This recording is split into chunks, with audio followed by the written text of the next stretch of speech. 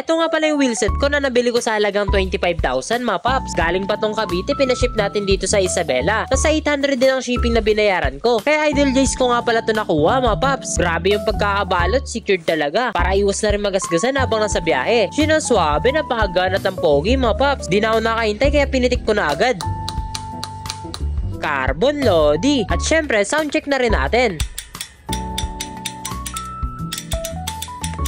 Grabe ang lutong at nakaceramic na din. Wala nga palang kasamang cogs to kaya ililipat ko na lang yung gamit ko. Elite wheelset nga pala to mga paps, 50mm yung lapad ng rim. UCI approved na din kaya maganda. Tapos ang gamit ng gulong dito ay Panaracer na 28C made in Japan. Kaya kinabukasan dinala ko agad to sa bike shop para ipaayos yung lapat ng brake pad. Ako lang kasi yung nagkabit at baka may mali sa pag-setup ko. Pinabawasan ko na din yung kadena ko, medyo may kahabaan kasi siya. Shoutout nga pala dito kay Kuya Anes, napaka-solid gumawa niyan, mapagkakatiwalaan mo talaga. Yun, okay na yung bike natin mga paps. Ang pogi na ng elves natin. So yun lang mga paps, salamat sa panonood, ride safe palagi.